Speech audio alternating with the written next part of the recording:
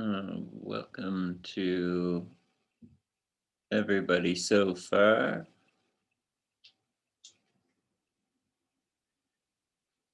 I'm waiting for Helen to show up as well, so we'll just take a moment here. Johnny, maybe if you can hear me, just let me know if you can hear me okay. I'm just looking. Yeah, I can hear everything's good. Just trying to find an angle that makes sense here.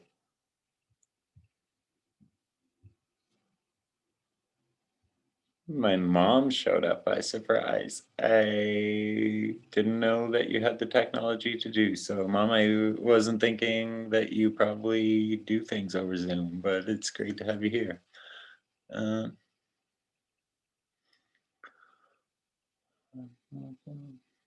right, I'll just wait a couple more minutes here. I was speaking to Helen recently, and I know she is showing up.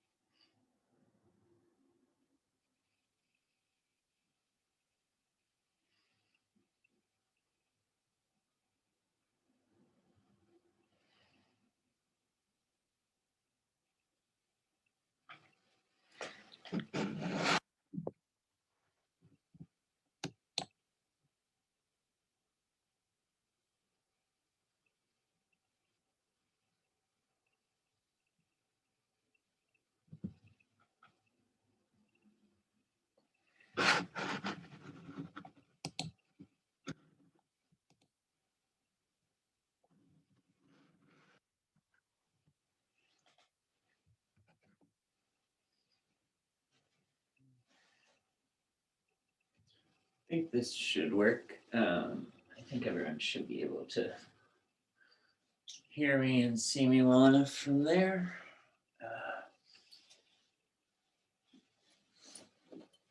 If I'm warm already, I might as well lose the sweater. This Kundalini tends to generate a little bit of heat. I'm just going to double check that I have all of my little chickens in a row here, my ducks in a row.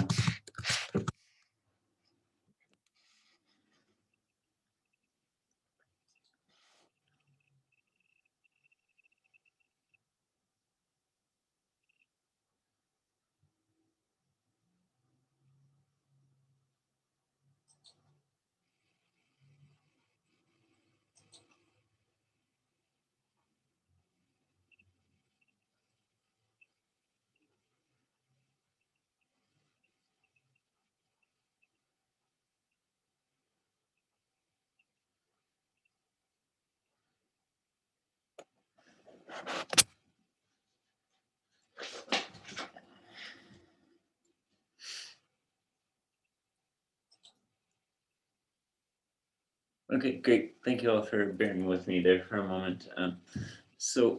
Yeah, thank you all for being here with me for, I guess it's the second time now that I've taught this over Zoom. The first time that I taught this class was at a little store downtown Halifax called the Neighborhood Witch on Queen Street, where I taught it for a couple of Sundays in a Saturday and a Sunday. My friend Colleen just entered, so I'm going to just rewind a little bit here.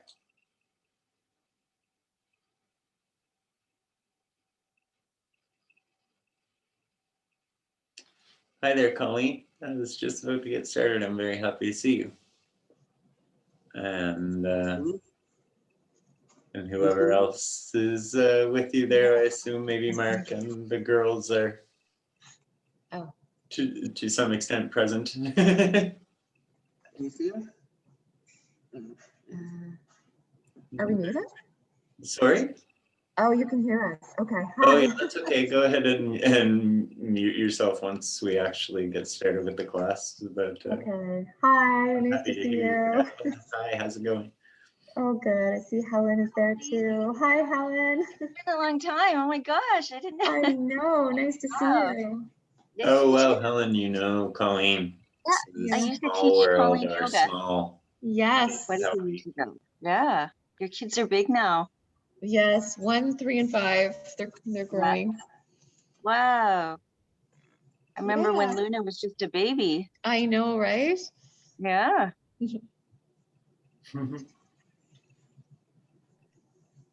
Say hi to Luna for me and Lumen and Oh, I'm Willow. sure they'll be peeking in regularly. There's Um, Lumen.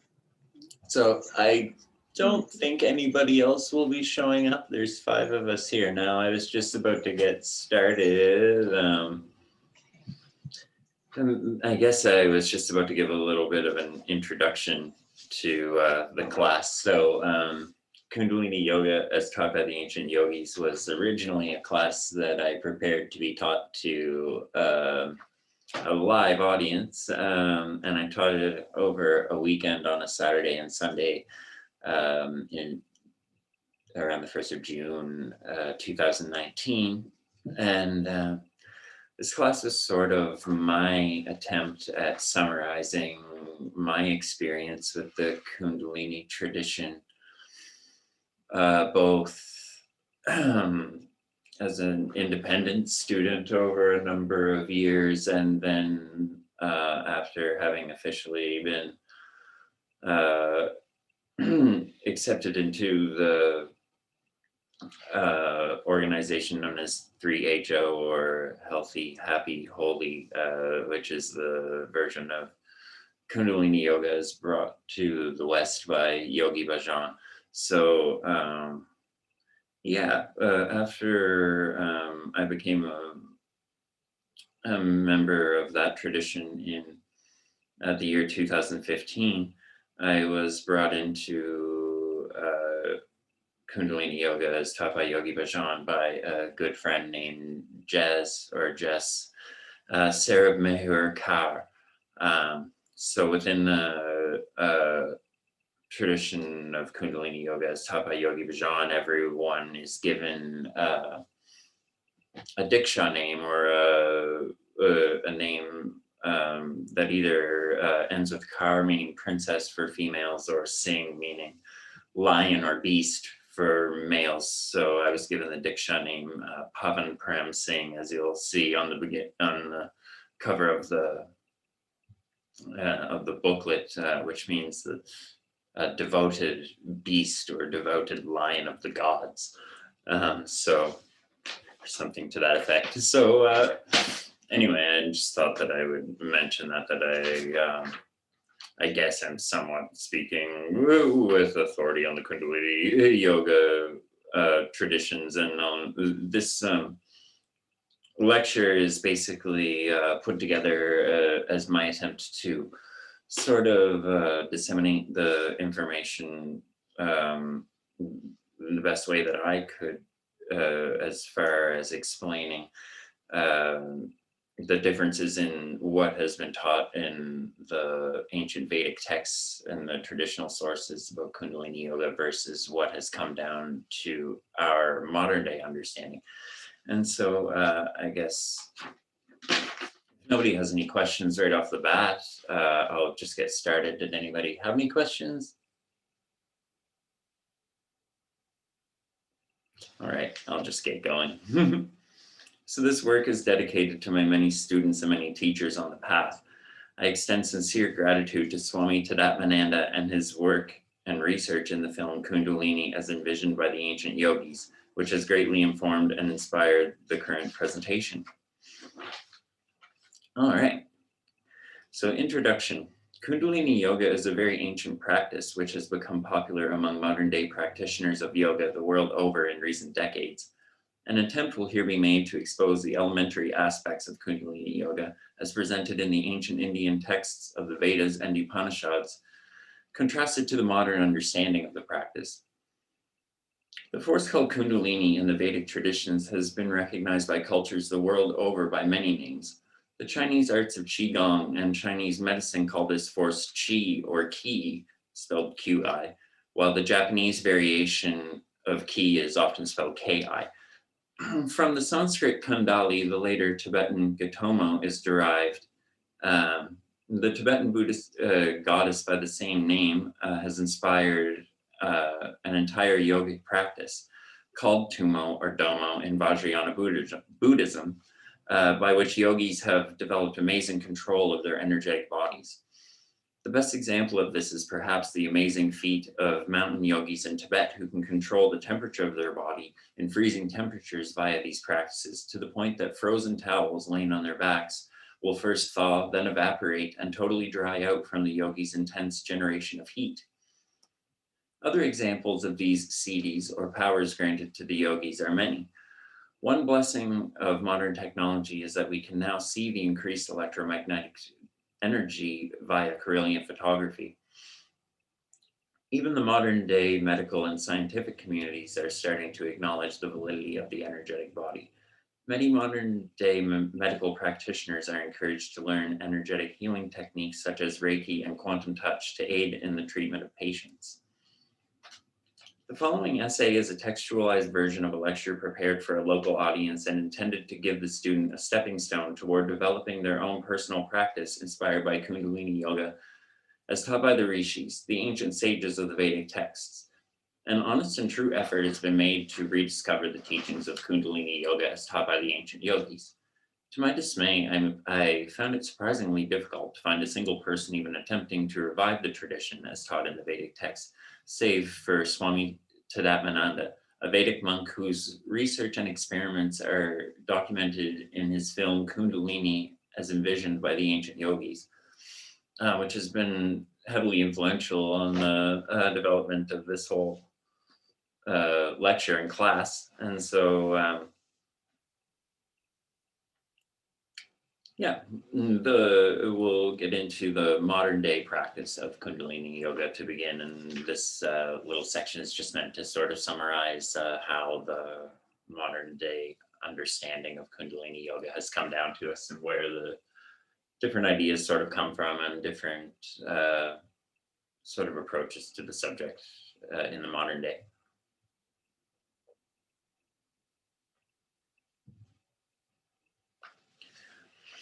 So firstly, an attempt will here be made to explore the prevailing aspects of the practice of Kundalini Yoga as understood in the modern day. The modern day understanding of Kundalini Yoga in the West can be credited to a small number of influential gurus and teachers.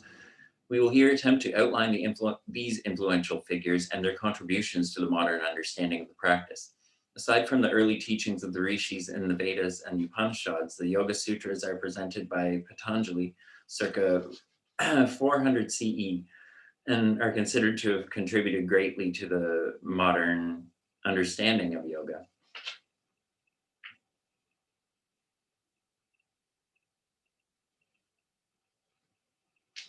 And this is just something that I took just from Wikipedia on just the generic entry on the Yoga Sutras of Patanjali. So it says the Yoga Sutras are a collection of 196 Indian sutras or aphorisms on the theory and practice of yoga. The Yoga Sutras were compiled prior to 400 CE by the sage Patanjali, who had synthesized and organized knowledge about yoga from older traditions. The Yoga Sutras of Patanjali were the most translated Indian text in the medieval era, having been translated into about 40 different Indian languages and 2 non-Indian languages, being Old Javanese and Arabic. The text fell into relative obscurity for nearly 700 years from the 12th to 19th century and made a comeback in the late 19th century due to the efforts of Swami Vivekananda and a group called the Theosophical Society, among others. It gained prominence again as a comeback classic in the 20th century. Before the 20th century, history indicates that the medieval Indian yoga scene was dominated by various other texts, such as the Bhagavad Gita, the Yoga Vasishta, texts attributed to Yajnavalkya and Hiranyagarbha, as well as literature on Hatha Yoga, Tantric Yoga, and Pashupati Shaivism, rather than the Yoga Sutras of Patanjali.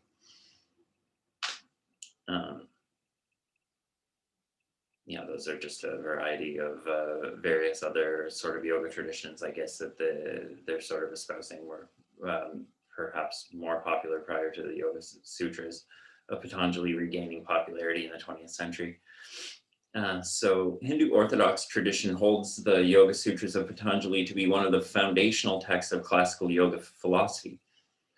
However, the appropriation and misappropriation of the Yoga Sutras and its influence on later systematizations of yoga has been questioned by scholars such as David Gordon White, but reaffirmed by others such as James Mallison. Modern scholars such as Philip Mass and Mallison consider the Bhāsya commentary on the sutras to be Patanjali's own, and the sutras to be his summary of older accounts of yoga. The combined document is thus considered to be a single work, the Patanjala Yoga Shastra. Sorry, that was a bit winded. The text known as the Shiva Samhita has also contributed much to the modern day understanding of Kundalini practice, Shaivism, and yoga in general. The Shiva Samhita is commonly dated to the 17th century and not credited to any known author. However, some scholars suspect the text could date back as far as the 14th century. The Shiva Samhita is a Sanskrit text written by an unknown author. The text is addressed by the Hindu god Shiva to his consort Parvati. The text consists of 5 chapters, with the first chapter a treatise that summarizes non-dual Vedanta, or Advaita Vedanta, philosophy with influences from the Sri Vidya school of South India. The remaining chapters discuss yoga, the importance of a guru or teacher to a student, various asanas or postures, mudras, hand postures, and siddhis, different powers attainable with yoga and tantra. The Shiva Samhita is one of 3 major surviving classical treatises on Hatha Yoga, the other 2 being the Garanda Samhita and the Hatha Yoga Pradipika. It is considered the most comprehensive treatise on Hatha Yoga, one that recommends that all householders practice and benefit from yoga.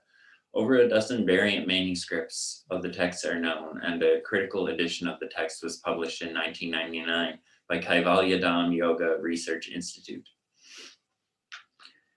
In his documentary film, Kundalini as Envisioned by the Ancient Yogis, Swami Tadatmananda lists 4 major contributors to the modern renaissance of Kundalini Yoga, namely C.W. Leadbeater, Gopi Krishna, Swami Muktananda, and Yogi Bhajan. So we'll just go over these 4 people as well as a couple of others briefly.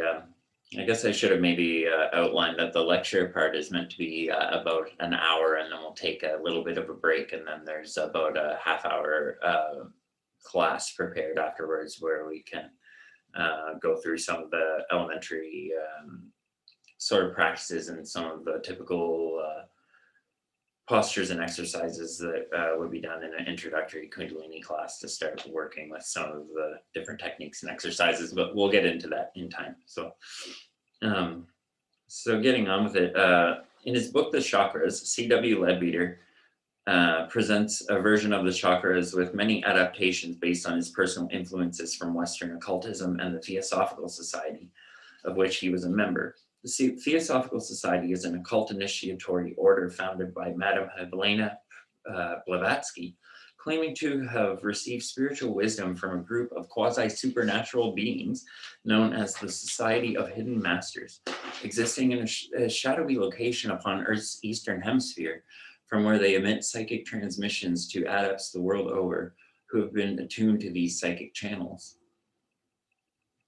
The second person who he mentions, the Indian yogi and social activist Gopi Krishna, who lived from 1903 to 1984, was instrumental in popularizing Kundalini Yoga in the modern day and was highly influential among Western hippies and New Age spiritual seekers. His book, Kundalini, The Evolutionary Energy in Man, is Gopi Krishna's personal account of his experience with Kundalini, and can be seen to have greatly influenced the modern day understanding of the practice. Gopi Krishna promoted a yogic practice commonly known as Kriya Yoga, based on the teachings of the Yoga Sutras compiled by the sage Patanjali.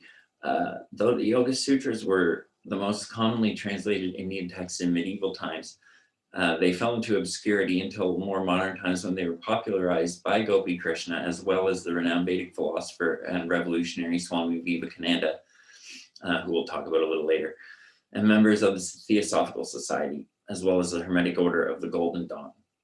These individuals and organizations, among others who developed an interest in Eastern mysticism in the late 1800s and early 1900s, can be seen to have greatly contributed to the modern day interpretation of Kundalini Yoga, particularly in the West.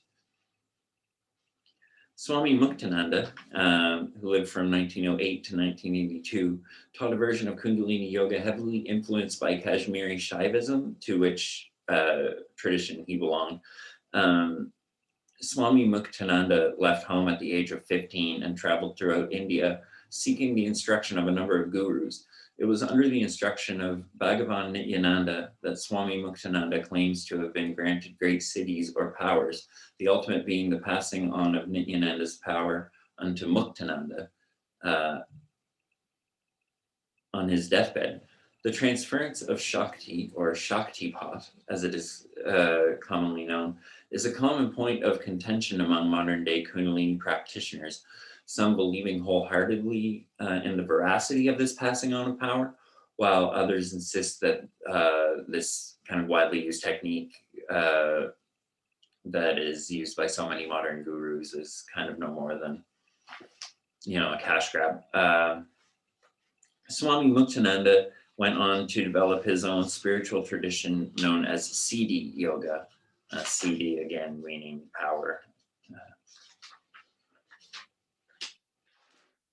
Incorporating many aspects of Kundalini practice learned from Nityananda and a lifelong pursuit of yogic practice and wisdom. The version of Kundalini Yoga which has become most prominent in the modern day is that as taught by Yogi Bhajan and his 3HO Foundation. The 3HO Foundation present a version of Kundalini Yoga which strays greatly from the traditional teachings as presented in the Yoga Upanishads. Yogi Bhajan incorporated various aspects of his personal Sikh religion, replacing the original Sanskrit mantras with Sikh mantras. In addition to replacing the original Sanskrit mantras with his favorite Sikh mantras, Yogi Bhajan also incorporated various aspects of Kriya Yoga, a form of yoga taught by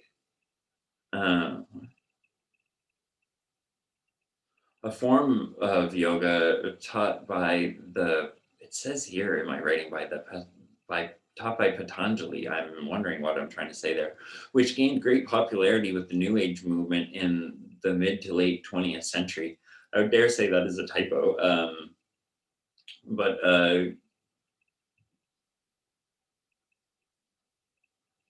anyway, I'm going to carry on there. Kriya Yoga is another form of yoga that claims to use power over the energetic body and various Kriya or techniques to work with different chakras and different aspects of the energetic body. But in addition to the before mentioned texts and the four teachers mentioned by Swami Tadatmananda, attention will now be drawn to the contributions of two other spiritual philosophers, Swami Vivekananda, as previously mentioned, and Aleister Crowley. Swami Vivekananda, who lived from 1863 to 1902, was a renowned Indian philosopher and political revolutionary who had a profound influence on the development of Hindu and yogic philosophy in his short life. Kundalini Yoga remained largely unknown to the Western world until it was brought to the United States by Swami Vivekananda in 1893. As a Hindu monk in his early life, Swami Vivekananda was a disciple of Ramakrishna, a Hindu mystic and saint. Ramakrishna drew from a wide variety of experiential background in various religious traditions, including the Vedic streams of Tantrism, Vaishnavism, and Advaita Vedanta, which certainly helped form Swami Vivekananda's ideas on yoga and Vedic philosophy. After Ramakrishna's death in 1886, Swami Vivekananda established a monastic order titled Ramakrishna Math, a more open religious organization called the Ramakrishna Mission, as well as a more open religious organization called the Ramakrishna Mission in honor of his guru and his teachings. There's a statue of Swami Vivekananda in Halifax, actually, on Cork Street, outside of the Vedanta Ashram Society, or the Halifax Hindu Temple, which I believe is the only statue of Swami Vivekananda in the West. Don't quote me on that. I know that I've heard it's the only statue either in the West, or that they're one of two in the West. The British writer and ceremonial magician Aleister Crowley, who lived from 1875 to 1947, was instrumental in popularizing yoga with a Western audience in the early to mid 1900s. In addition to traveling extensively through India and China as a young adult, Crowley pursued many avenues of both the Eastern and Western mystery traditions in search of spiritual wisdom. Crowley's book, Magic in Theory and Practice, provides a detailed outline for beginning mystical practice using the diverse system of yoga. Much later in his life, in 1939, Crowley published a book entitled 8 Lectures on Yoga, which provides great insight into various aspects of yogic practice from a lifelong practitioner and teacher. Both of these works were very instrumental in the popularization of yoga with practitioners of Western mysticism from the mid-20th century to the modern day. Crowley's contribution to the development of the modern spiritual paradigm and the New Age movement in general are difficult to quantify, and by far outreach the aims of this brief introductory talk. To the modern yogi, particularly in the West, Kundalini Yoga has come to be associated with a diverse variety of ideas and practices. While many aspects of these modern associations have their roots in traditional aspects of ancient yoga, many of these aspects are later additions developed by yoga practitioners from times immemorial up to the modern day. Many of these more modern aspects of what is now known as Kundalini Yoga in the West may indeed have great benefits to the practitioner, but this is not to be brought into question here. Our aim is to simply outline the practice of Kundalini Yoga in the modern day, contrasted to its ancient Vedic origins. The popular modern day branches of Kundalini Yoga have been shaped by a wide variety of influences and claim origins in differing sources. The contemporary vision of the ancient practice differs greatly to that of the rishis, who originally described Kundalini Shakti in the Vedic texts of India's remote antiquity. Okay, so that ends the section on our modern day understanding of Kundalini Yoga.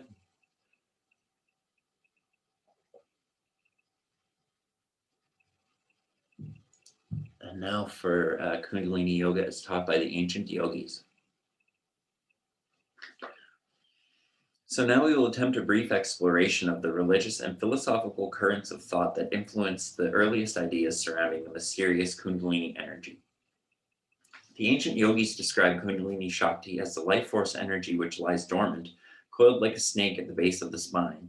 While this life force energy is envisioned as the manifestation of the feminine aspect of the life force, or Kundalini Shakti, the masculine principle within Kundalini Yoga is embodied by Shiva, the Lord of Consciousness and the supreme deity of Kundalini Yoga. Kundalini Yoga evolved from the practices of the Shaivite spiritual traditions of ancient India.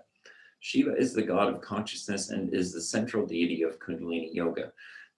Shiva is the consort of Shakti, whose name means power. The Kundalini energy, which lies dormant at the base of the spine, is known as Kundalini Shakti. Kundalini Shakti is a powerful, healing, and transformative energy described by the yogis and rishis in the Vedic texts, in the ancient Vedic texts, particularly in the 20 Yoga Upanishads. In his film Kundalini, Awakening the Shakti Within, Raja Choudhury says that after the cerebral spinal complex is fully developed in the human organism, that the Kundalini, no longer needed to protect the vital development of the body, descends or recoils to the base of the spine. The Kundalini lies dormant but can be stimulated through certain practices used to rouse the fire serpent. From the Kundali Upanishad. The Sakti named Kundalini, which is like a thread in the lotus and is resplendent, is biting with the upper end of its hood, namely mouth, at the root of the lotus of the Mulakanda. Taking hold of its tail with its mouth, it is in contact with the whole of the Brahmahandra of the Sushumna. If a person seated in the Padma posture and having accustomed himself to the contraction of the anus makes his vayu go upward with the mind, intent on kumbhaka meaning retention, then Agni comes to Svadhisthana, flaming, that is the second chakra, owing to the blowing of Vayu. From the blowing of Vayu and Agni, the chief Kundalini pierces through the Brahma Granthi and then the Vishnu Granthi. And then it pierces Rudra Granthi. After that, all 6 lotuses or plexuses. Then Shakti is happy with Shiva in Sahasrara Kamala. This should be known as the highest avashta or state, and it alone is the giver of final beatitude. And that was a quote as presented by Raja Chaudhry in his film Kundalini Awakening the Shakti Within. So basically what they're saying there's a few Sanskrit words that might have went over some people's heads there. He's basically saying that that they use a contraction of the root lock, which is the might be known to anyone more familiar with yoga, which is the muscles of the perineum at the base of the spine, which lie between the anus and sex organs, and combined with a particular breath technique, which we will talk about later and we will practice, which is known as breath of fire commonly. So he's saying from the blowing of Vayu and Agni, the chief Kundalini pierces through the Brahma Granthi, which is an old word for the lower of the 3 worlds of the physical body, the Vishnu Granthi or the mental world, and the Shiva Granthi or the energetic higher realms. So though in the modern day, yoga is practiced by males and females alike with no major differences in the practice dependent on biological sex or gender. The following quote from the Yoga Sika Upanishad, when speaking of these techniques, gives a clue as to the intended audience in those times being at least predominantly male. From the Yoga Sika Upanishad, the triangular part, quote, the triangular part between the anus and penis is called the Muladhara. This is a place where Shiva lives as a life-giving force. There the Parashakti called Kundalini lives. From there wind is produced. The fire is also produced from there. From there only the sound Hamsa and the mind are also produced. This place which would give whatever is asked for is called Kamakya Pitam, or the seat of passion, end quote.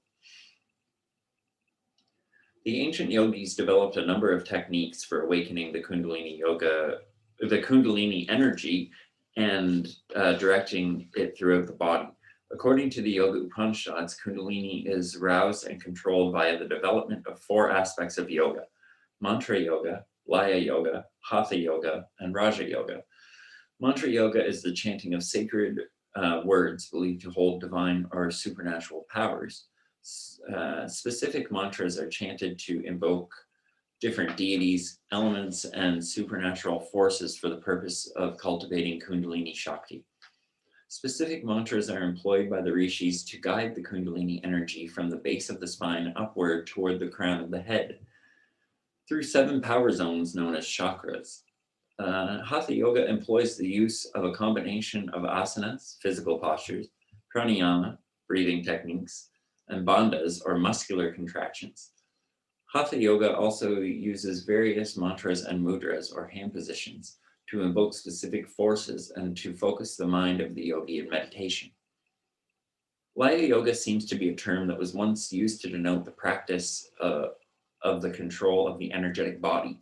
but the term has come to be synonymous with Kundalini Yoga in the modern day, and no real significant distinctions can be made about its origins or practice, save for the fact that the term was once popular in ancient India. Raja Yoga is a mystical tradition formed from the teachings of the Yoga Sutras of Patanjali. Raja Yoga can be roughly translated from its native Sanskrit as royal yoga or the yoga of kings, reflecting the insistence by the rishis that all other aspects of yoga are meant to prepare the yogi for Raja Yoga or meditation. In this way, holding postures, flowing with the breath, and even moral aspects of yoga can be seen as preparing the body and mind for enduring long periods of meditation. Aleister Crowley proposed that poses should be held for 5 to 10 minutes for the purpose of preparing the body, as the muscles, tendons, ligaments, and bones often take several minutes to relax.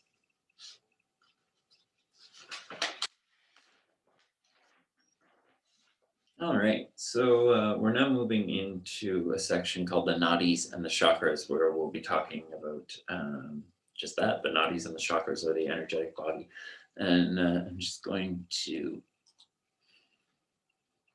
attempt to share my screen here for a moment so that you can all see this image here.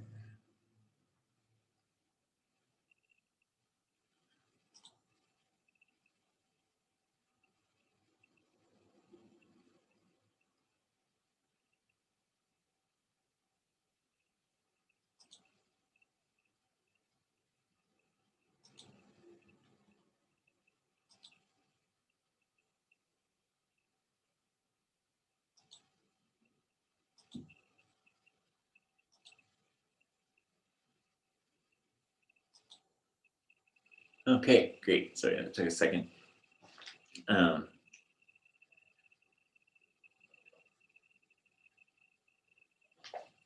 Okay. So we'll now explore the general understanding of the energetic body as described in the Vedic texts.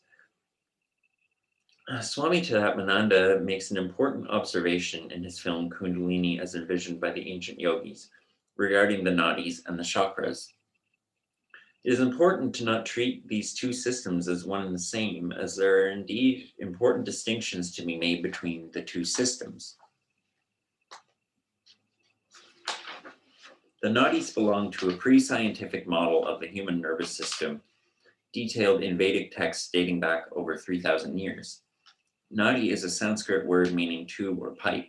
There are 3 major nadis according to the Upanishads. The Pingala and Ida nadis are commonly understood to correspond to an active and passive or masculine and feminine polarity of energy in the body. The Pingala nadi is solar or active in nature and corresponds to the left hemisphere of the brain, starting at the base of the spine and terminating at the right nostril. The Ida nadi is lunar or feminine and corresponds to the right hemisphere of the brain, terminating at the left nostril. The balancing of the Pingala and Ida nadis allows for Kundalini to rise from the Muladhara or root chakra into the hollow central channel of the Sushumna nadi, which runs the length of the spinal column. Here's a quote from Swami Vivekananda on Kundalini and the nadis. According to the yogis, there are 2 nerve currents in the quote. According to the yogis, there are 2 nerve currents in the spinal column called Pingala and Ida, and a hollow canal called Sushumna running through the spinal cord. At the lower end of the hollow canal is what the yogis call the lotus of the Kundalini. When that Kundalini awakes, it tries to force a passage through this hollow canal, Sushumna, and as it rises, step by step, as it were, layer by layer of the mind becomes open, and all the visions and wonderful powers come to the yogi. When it reaches the brain, the yogi is perfectly detached from the body and mind. The soul finds itself free, end quote. While the nadis serve as the channels that carry prana throughout the body, the chakras serve a different purpose, which is specific to the practice of Kundalini Yoga. While the nadis are believed to actively exist in the physical body, the chakras were not originally believed to exist in such a physical way, but were incorporated by the rishis much later. The nadis are mentioned widely throughout all 108 Upanishads, while the chakras are only given mention in the 20 Yoga Upanishads, lending credence to their more specialized function for the purpose of employment in the practice of Kundalini Yoga. Just one second. The text that I'm reading from here doesn't have this entire section, so I'm going to be reading off the screen for a second. If you go to the blog and read the PDF, I have a sort of simplified list there showing, you know, the Pingala Nadi is masculine and solar, deals with the left brain and right side body, and is heating and energizing and activating, while Ida Nadi is feminine and lunar and deals with the right brain, left side body, cooling, calming, and passive qualities. So here, just before we get into talking about the chakras specifically, I was going to just take a moment and talk about exercise called Nadi Shodhana, which is more commonly, I guess, referred to as alternate nostril breathing. And so that is a technique that is commonly used prior to or in the beginning of Kundalini classes to balance the Ida Pingala Nadi and the energetic body. So I'll just read through that quickly and then go over it. So various techniques are employed in Kundalini Yoga to work with the nadis and the flow of energy or prana in the subtle body. Nadi Shodhana, popularly known as alternate nostril breathing, is a commonly used breathing method for stimulating and balancing the energies of the nadis. And so generally we would sit with a tall spine in an upright seated position. The right hand thumb covers the right nostril, and I'll just briefly go over this now so that I don't have to stop to do it later. So the right hand thumb covers the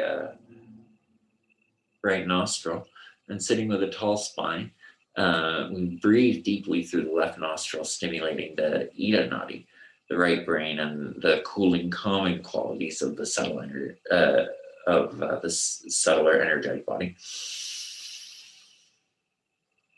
Retain the breath in Kumbhaka for as long as is comfortable before plugging the left nostril with the ring finger of the right hand and exhaling through the right nostril.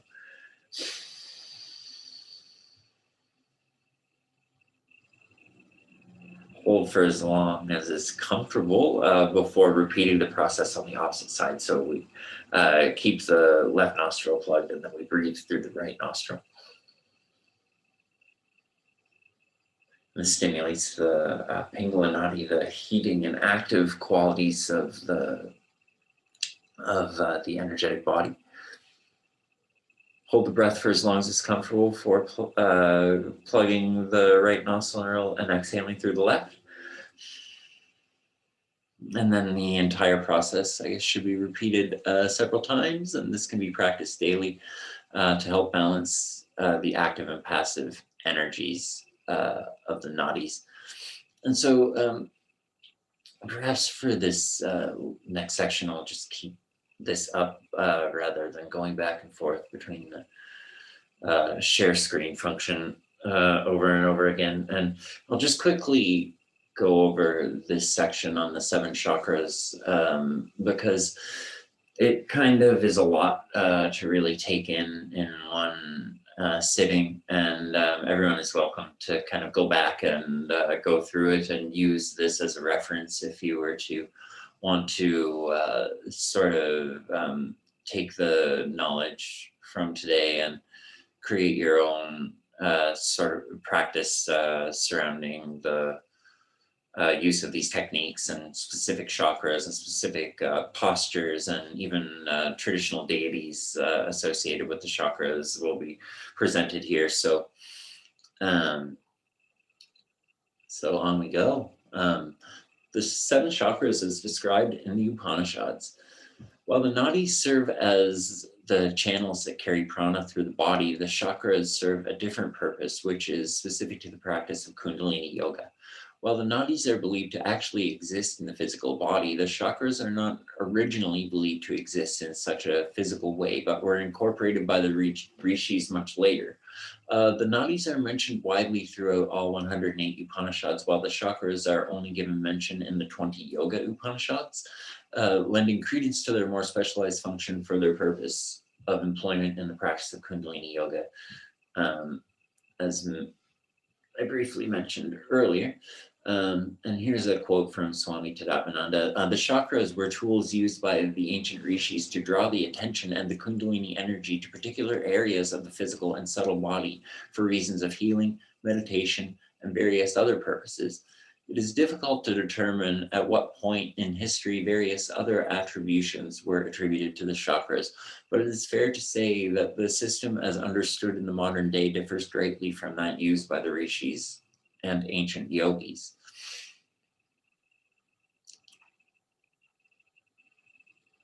So now we will explore the 7 chakra system as presented in the Yoga Upanishads. The traditional yantras, images, mantras, hand postures, I meant to say mudras, hand postures, mantras, being chanted sounds, and other traditional associations will be outlined for each of the 7 power zones.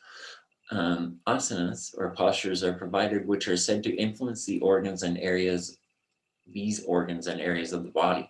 Using these asanas, mudras, and mantras while focusing on the traditional yantras and embodying the appropriate deities, the student is provided with many tools to practice Kundalini Yoga in a traditional fashion.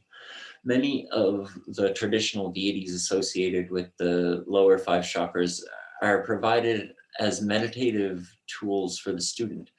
A brief description of each of these associations is provided with the intent that the student might have something to take away from this class that can be used to develop a personal practice inspired by the version of Kundalini Yoga as taught in the Vedas and Upanishads. So here we have an image of the first chakra, Muladhara chakra, which is a 4-petaled lotus associated with the element earth. And the mantra associated with Muladhara chakra, or the root chakra, is Lam. And the deity associated with the Muladhara chakra is Brahma, who you'll see here. See if I can't shrink Brahma down a little bit so you can see all of them.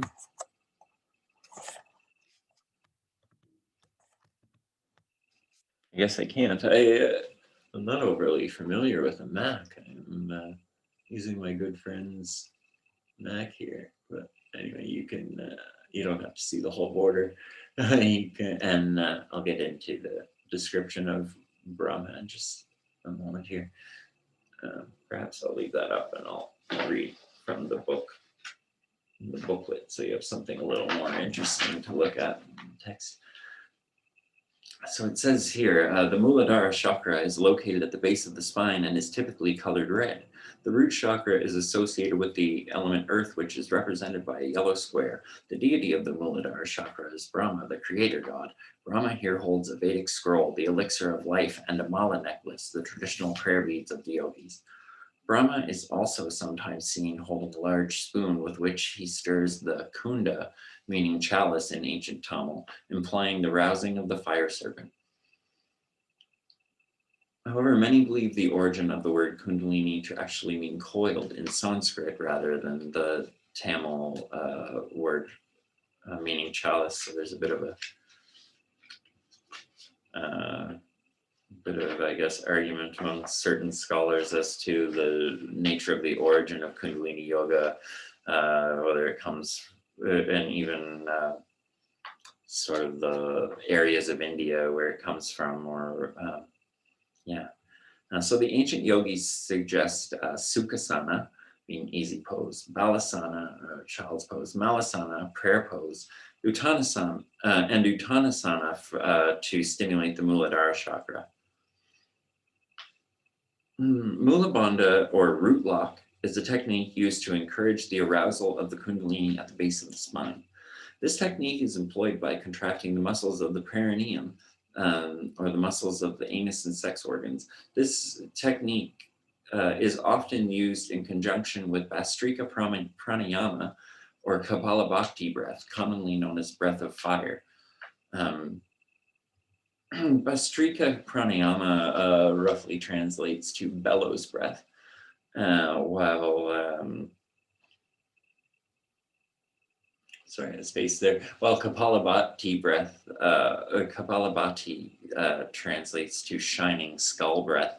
And so both of these things imply sort of rousing of the fire serpent, as we're speaking of, and raising of the Kundalini energy through the Sushumna Nadi and up the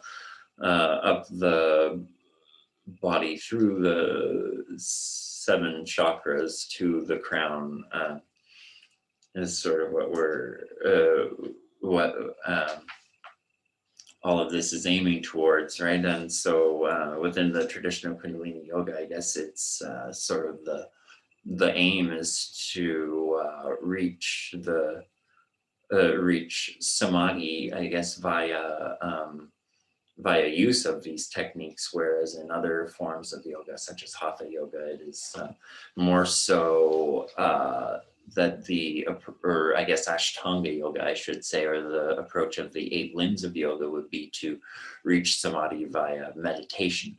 And so we come to an interesting sort of place there where I guess from a certain perspective, it could be said that Kundalini yoga is seen in a way as an attempt to sort of hack the system in one way or another and gain some sort of power or control over the evolutionary energy of the Kundalini, which exists within the body or is coiled at the base of the spine. And so within the Nath tradition, which I currently follow, Mahendranath, who is the founding guru of the International Nath Order, of which I'm now an aspirant, he doesn't really think very highly of Kundalini Yoga. He sort of sees it as unnecessary in a way, or I will loosely quote Mahendranath as saying that there are easier, simpler, and more reliable ways to the goal, I guess. And so he would prefer the approach of Hatha yoga or meditation in that way. So back to it here. Within the this is a quote from the Yoga Chudamani Upanishad. Within the Muladhara chakra is a yoni, and within that yoni is a great linga, unquote. The yoni is the Kundalini Shakti, the feminine principle, and the linga is the masculine principle. Shiva manifests as pure consciousness. Via the union of Shiva, the masculine force, with the infinite power of Shakti, is the world made manifest. And this is so too reflected in the earlier quote about when Shiva and Shakti are reunited, that all is right in the world, so to speak. And so that is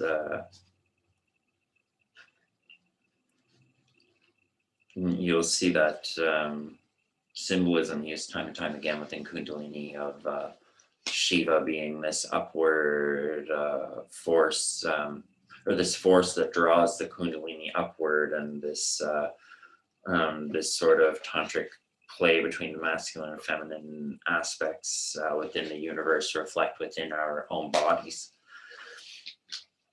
So moving on here to the Swadhisthana chakra, being the 2nd chakra. Oh, I apologize. I didn't show the traditional mudra of Muladhara chakra, or the root chakra. And then that is also here, if you can see what I'm pointing at, is that is the Sanskrit mantra Lam, just above it there. So This is a fun project just to create my own images of the traditional deities as closely as I could. Yeah, it was a very interesting process just trying to look at the various versions of the deities that have come down to the modern day versus the way that they're described in the ancient texts, and trying to come up with my own unique image. Okay, so the Swadhisthana chakra. The image of the Swadhisthana chakra is a 6-petaled lotus with the symbol of water or the moon within a circle in the center. The mantra associated with Swadhisthana is Vam, and the deity associated is Vishnu, the sustainer of the universe. So there's my image of Vishnu here.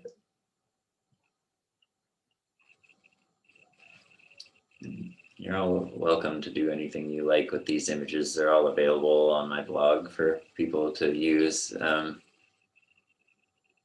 As this project and the knowledge are constantly growing and kind of evolving, I do plan on one day making a small booklet to give away or sell at a small price. Just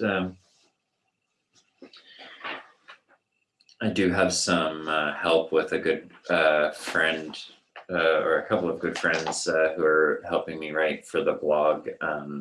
So I'll be kind of expanding some of the knowledge on the chakras to incorporate some of the information presented by my good friend, Dr. Christy Smurl, who wrote an amazing chakra alignment workbook recently. So her and I recently spoke about that on my podcast, but that's maybe a subject for another day. So here we are on to the Swadhisthana chakra. There's the mantra Vam and the mudra, and so that mudra, the mudras would typically be held, I believe, in front of whichever chakra you are intending to work with. So Swadhisthana chakra being, I guess, just sort of below the navel or around the sacrum, to my understanding, should be just about there. So the Swadhisthana chakra is usually colored orange and is located at the sacrum just below the navel. The associated element is water, represented by a blue crescent moon. Swadhisthana chakra is said to influence the kidneys, urinary tract, and genitals, and the reproductive organs. The ancient yogis ascribe Balasana, Natarajasana, Paricha Trikosana for working with the Swadhisthana chakra. So those would be child's pose, dancer pose, and I believe that's twisted triangle pose. Trikonasana is triangle pose. Vishnu is here depicted in his form as the sustainer of the universe, having 4 arms. Vishnu here holds a vajra, a lotus, a horn, and a large ring. So the I scrolled the wrong way. So yeah, the ring of the Dharma represents the universe. There's a lotus, a vajra, or a scepter that is commonly associated with power or thunder or the sort of godly power, and then the conch or conch, which is a symbol of peace and various other things. And so those are, I guess, the traditional items held by Vishnu. All right, on to the Manipura chakra. So the yantra for the Manipura chakra is a 10-petaled lotus, and inside is an image of the element of fire, which is a downward triangle colored red. The mantra is Ram, and the deity is Rudra, or the old form of Shiva. So there's my image of Rudra. I really like how he turned out. It's interesting from what I've seen of images of Shiva or Rudra, and a lot of the time it seems the older that he gets, it's like he's wearing less clothing and jewelry, but more snakes. So I tried to stay true to that observation that I'd made. I'll leave that there for a minute while I just into the section on the Manipura chakra. So Manipura chakra is typically colored yellow in the modern day, though it is traditionally associated with the element fire, represented by an upward red triangle. Sorry, I should say downward red triangle. The Manipura chakra influences the adrenal gland, the liver, the pancreas, and the digestive system. Vastrika pranayama is a recommended practice for strengthening the Manipura chakra. The deity of the Manipura chakra is Rudra, the old-aged Shiva. Rudra is a deity associated with fire and a god of hunters and warriors. Here, Rudra holds the sacred trident or trishul and the damaru, a sacred drum of Shiva. Rudra is also often depicted holding a serpent and an animal carcass. Alrighty, so there's the mantra Ram and the mudra for the Manipura chakra, which would just be held in front of the solar plexus chakra.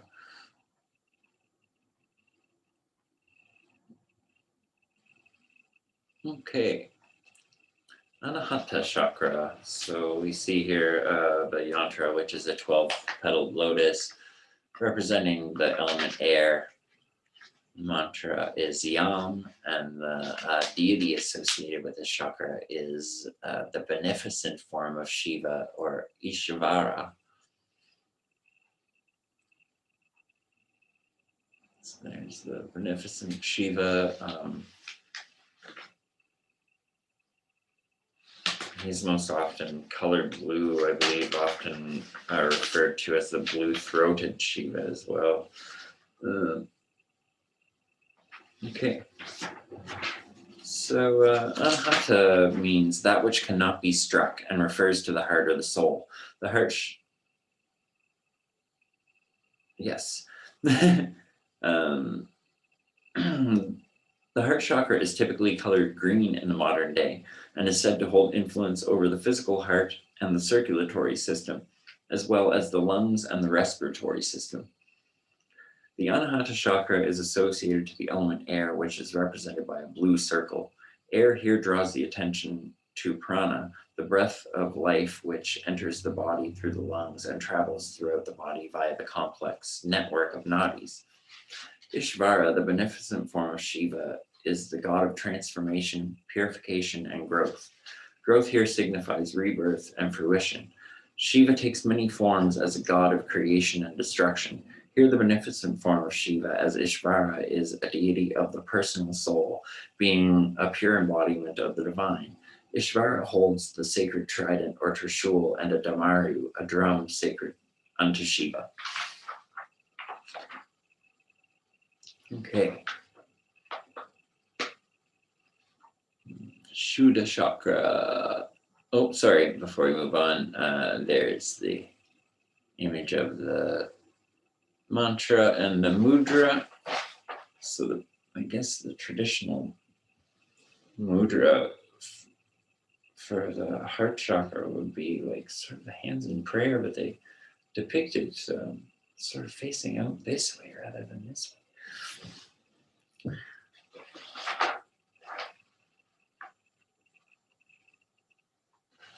Okay, so Vishuddha chakra. The Vishuddha chakra or throat chakra is represented by a 16-petaled lotus. Represents the element akasha or space, which is represented by a transparent circle. The mantra is Ham, and the deity is Ardhan Arishvara, which is the bigendered form of Shiva, or Shiva as having sort of mastered the feminine and masculine qualities. So you'll see the left half being feminine has the images, or the items typically held by Parvati, Shiva's consort. Well, Shiva's items are in that side. The animals at the bottom, I believe, seem to be always at the side of this deity. So I incorporated them. The cow, which is incredibly sacred to Shaivism, and the tiger, which would be represented sitting on Parvati's side, would be representative of the Kundalini, or the Kundalini Shakti in that way.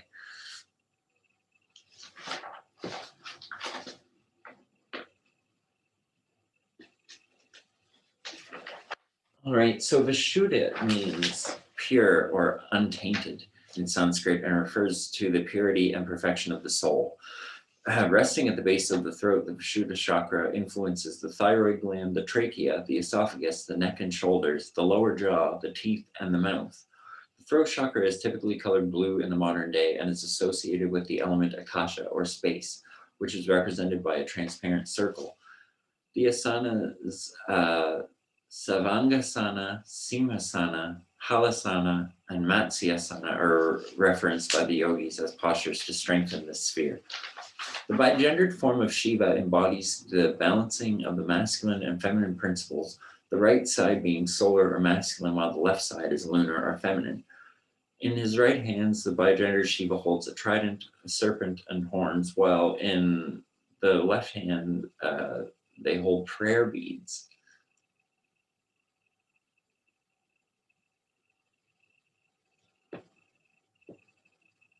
That is, I mistyped that one. In his right hand, the bigendered form of Shiva holds a trident and a damaru, while on the left side, Parvati is holding a sword, which is sort of associated with the divine power of the feminine goddesses that you'll see, such as Durga, Lakshmi, and they often are depicted holding a big sword as such, and then a dharma ring. Sorry, I had a bit of a typo there. And so this is the mantra Ham there, and that is the traditional mudra of the throat chakra, which is the fingers sort of interlaced, and then the main circular shape. All right, moving on to the Ajna chakra, or the third eye chakra.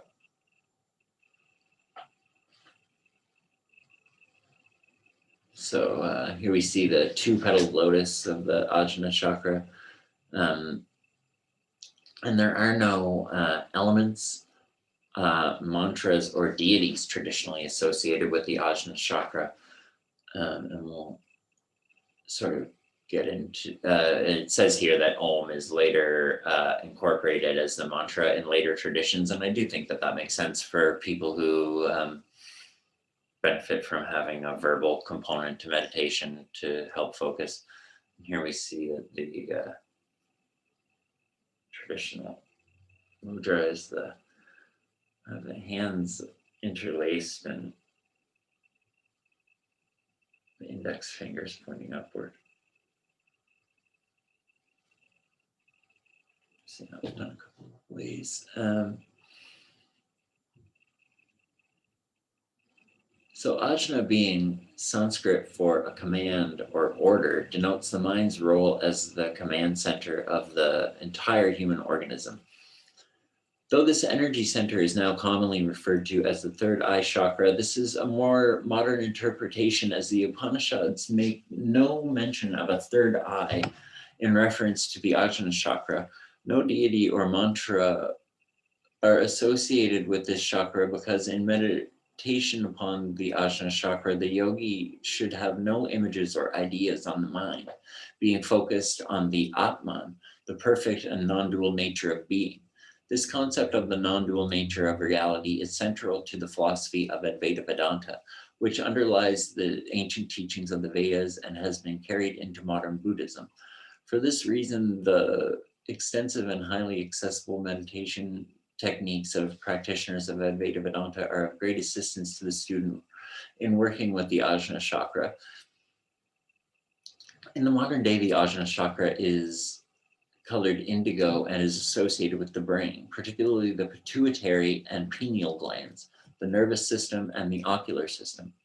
Located just between the brows, the Ajna chakra serves as a point of focus during meditation in Kundalini Yoga, as the eyes are typically closed and the eyeballs rolled up toward the gaze, rolled upwards with the gaze focused toward the point of the brow chakra.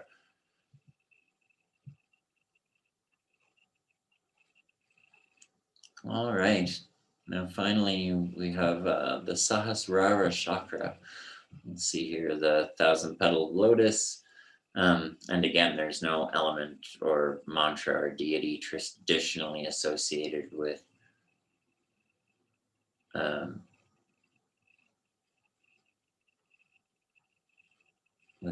Sahasrara chakra. And so the proposed mudra or hand posture would be the pinky fingers pressed up and the rest of the fingers interlaced. So we sort of just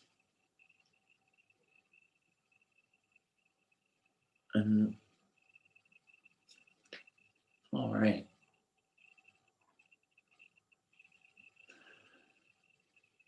So here we have another quote from Swami Tadatmananda, who has obviously been a great inspiration to me in this entire thing. The practice of Kundalini Yoga reaches its climax when the Kundalini finally ascends to the Sahasrara chakra. And here we have another quote from the Yoga Kundali Upanishad. Quote, having pierced the 6 chakras, Kundalini Shakti merges with Shiva at the 1,000-petaled lotus at the crown of the head. That is the supreme state. That is the cause of liberation. And so, yeah, it says the Sahasrara chakra is located at the crown of the head and is associated with the pituitary gland, the pineal gland, and the nervous system in the nervous system. In the modern day, Sahasrara is associated with the color violet.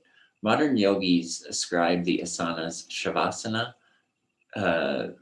Vriksasana, and half lotus posture to aid in strengthening this chakra and associated organs and energy centers. And so that's basically the end of the little presentation on the blog there. So I'm just trying to stop sharing the screen.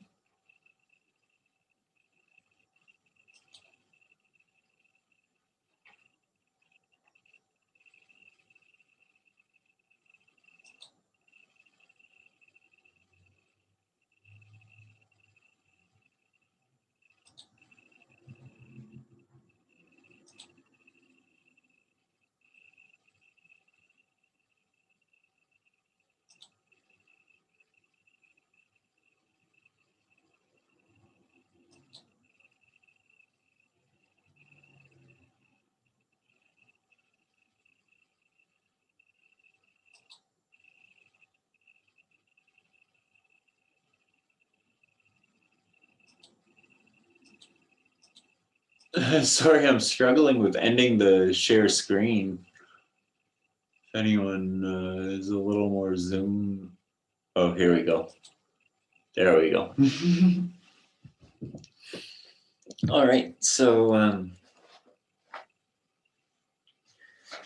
yeah, that basically sums up the first little part. I prepared the just so that people could have like a little reference with traditional images of the deities and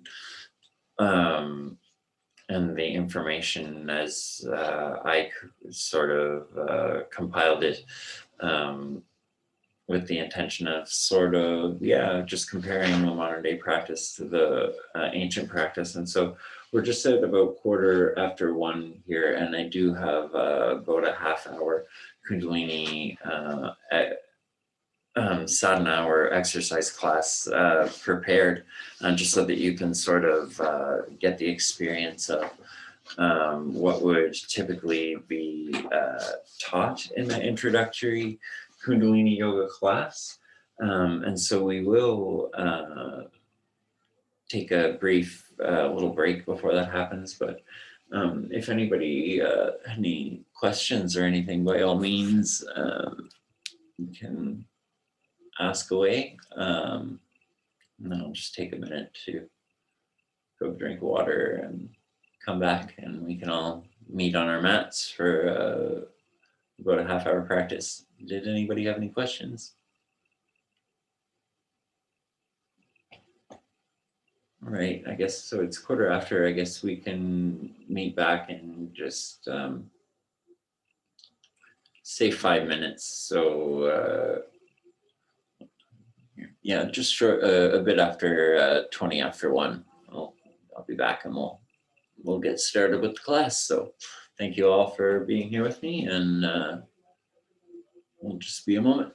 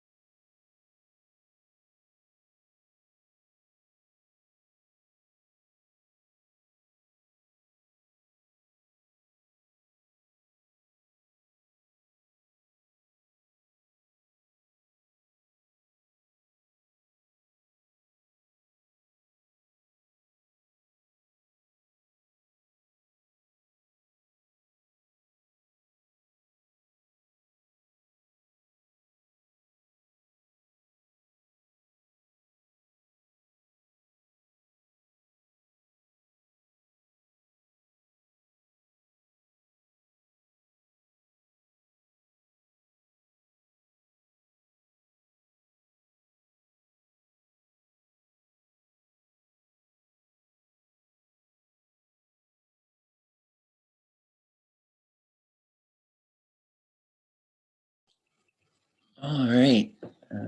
Welcome back here. I just noticed the comments in the chat. I'm sorry.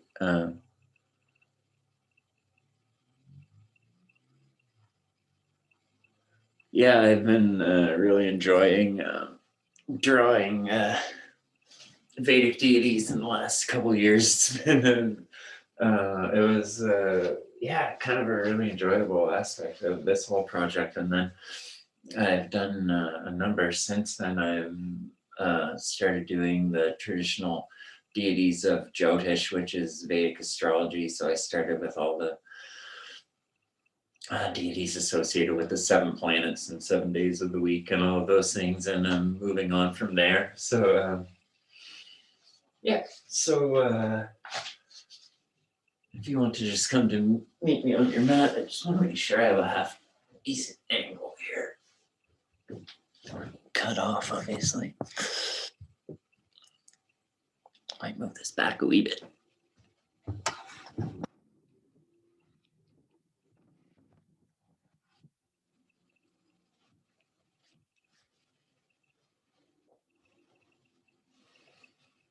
All right, that should be good. And so, yeah, we're going on about 1:25 here, so I will try to finish up by 2 o'clock. And so this class I taught in a little field across from Dilly Dally for a couple of summers on Sundays at noon. And so,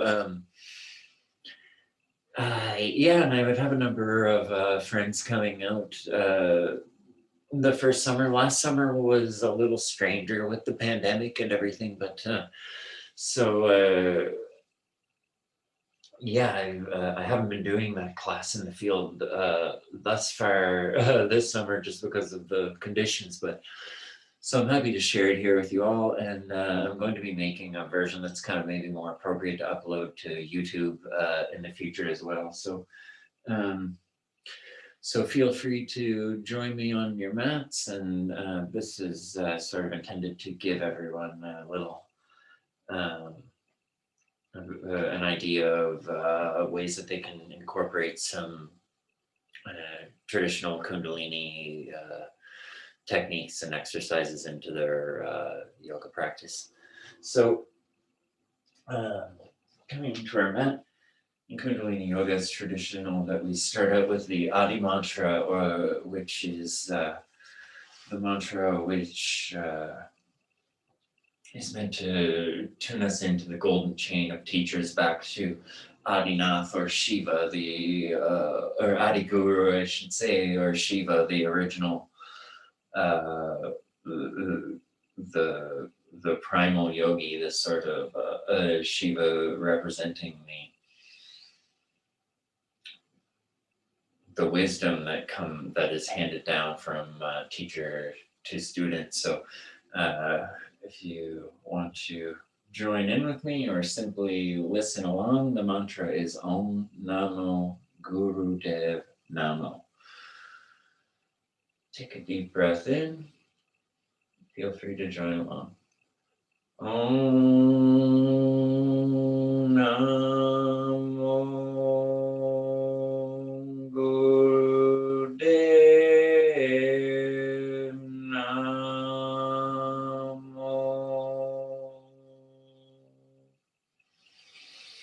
2 more times. Om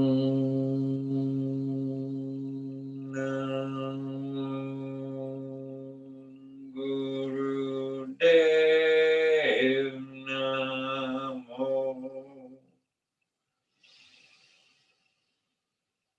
Om Namo Guru Dev Namo.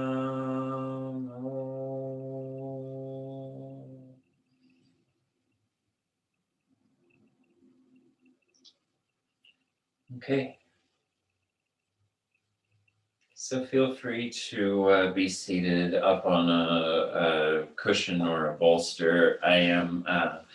You can find any comfortable cross-legged position. I'm sitting in half lotus, but I'm not trying to be a cool guy. That's just because it's the easiest way to keep my back crooked, and I have scoliosis. So yeah, just find whatever is the most comfortable seated position for you, and we will get started with. This is sort of these first few exercises are sort of the bread and butter of Kundalini Yoga, the first being known as Sufi grind. So once you find your comfortable seat, we can just start to move the body in some circles. And so we want to take the hands to the knees or the shins, whatever feels the most comfortable. With my body, I find it best to keep the hands just sort of on the knees.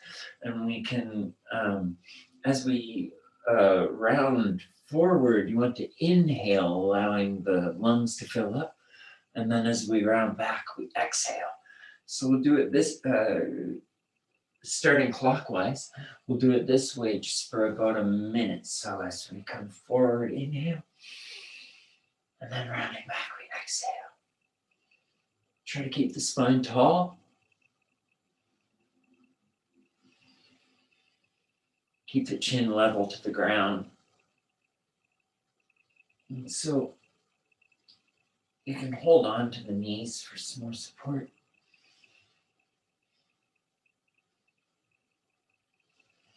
Try to find rhythm in the breath and the movement. Feel free to take it at your own pace.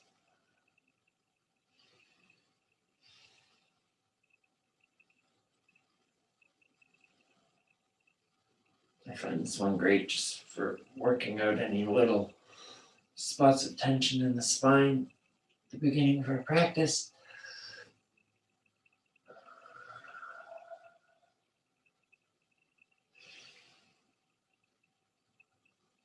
Okay. And then we can switch directions. Inhaling as we come forward, exhaling as we round back. In Kundalini Yoga, the eyes tend to be closed as long as you're comfortable with that, and the gaze can be upwards toward the third eye.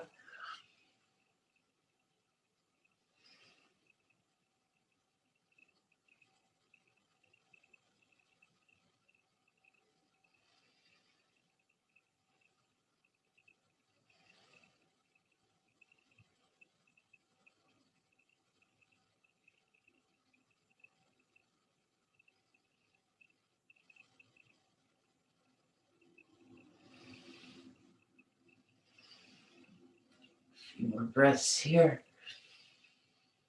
And then come back to center. Find stillness. Find length in the spine. Take a deep breath in. Breathe all the way to the bottom of the spine. And then apply the root lock and hold the breath. Retain the breath for as long as it's comfortable. Release the root lock and exhale. Another deep breath in. Apply the root lock, squeeze the muscles of the perineum, the base of the spine. And release. Last time, deep breath in. Apply the root lock. Hold the breath. Release and exhale. Okay, so now we're going to go into the second sort of conditioning exercise that you'll see in most Kundalini classes, which is seated spinal flex. So similar to Sufi grind, as we come forward, we're going to be inhaling. And as we move back, we'll be exhaling. A lot of people are familiar with this motion sort of from cat and cow. But it's a sort of a similar thing, but we're inhaling and exhaling, flowing with the breath, as we move forward and backwards, and you can choose whatever feels most comfortable. If you want to really rock back and get a deeper stretch in the lower back, you can hold closer to the ankles, or if you want to keep that spine tall and work on the upper spine, you can hold more on the knees with the elbows low. And there's a lot of modern scientific research showing that flexion of the spine in such a way stimulates what's known as the vagus nerve, and can be really good for helping with various aspects of healing and health. And so we'll typically do this for 3 minutes.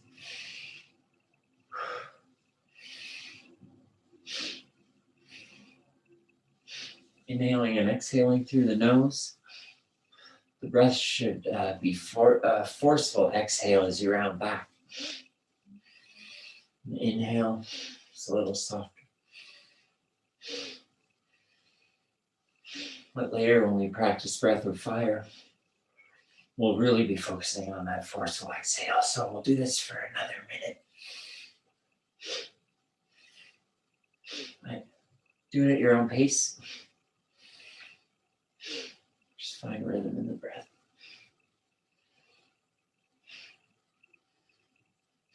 The chin should stay level as you come forward and back. Keep distance between the ears and the shoulders, lengthen the neck.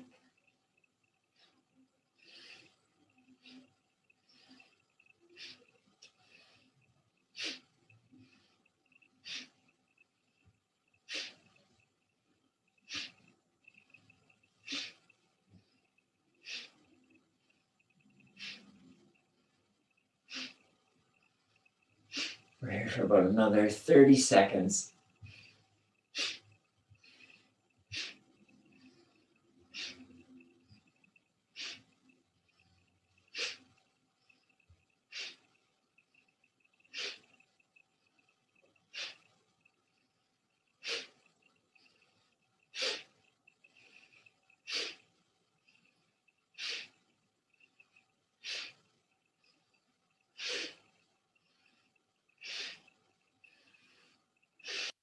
All right. Whenever you're ready, come back to a comfortable seated position. Take a deep breath in. Hold the root lock on the breath. Exhale. And now just sit tall in a comfortable position and find rhythm in the breath. Let the body and mind absorb the energetic changes that are starting to happen.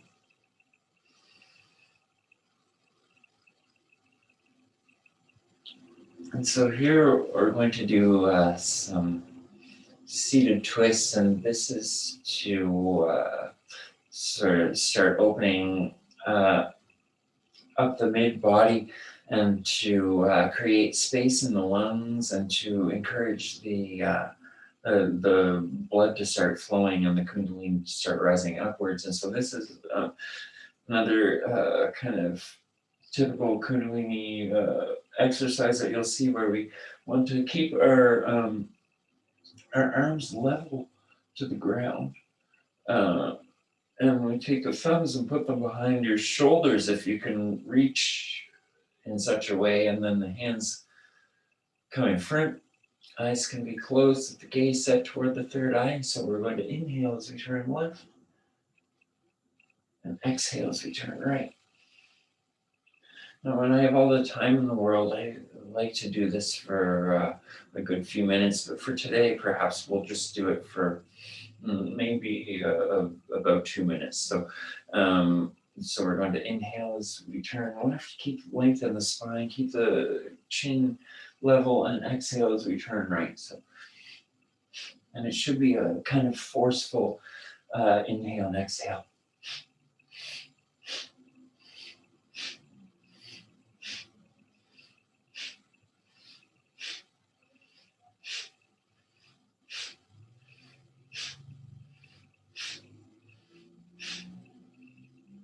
You can find your own pace. Don't feel the need to keep up with me.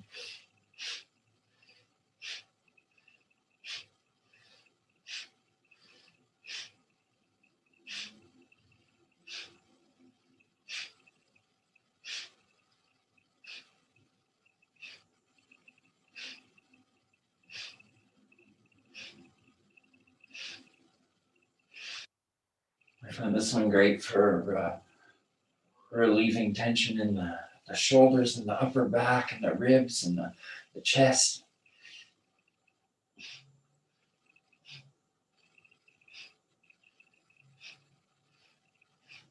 Even relieving the neck and up into the head.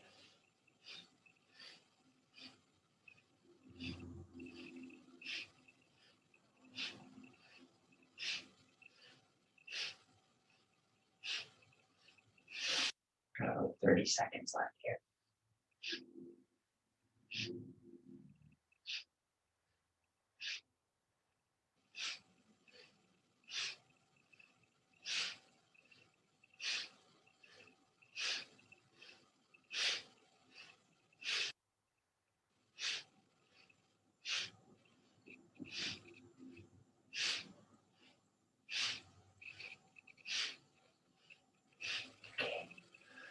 Take a couple more breaths, and when it feels good, well, you let out a little bit, come to a upright seated position, take a deep breath in, hold that root lock, hold the breath.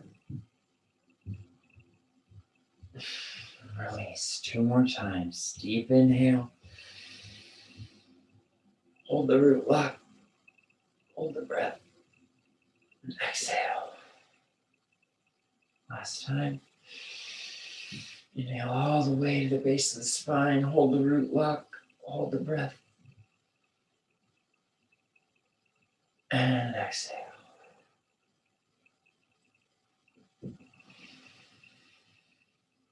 Take a few more breaths here.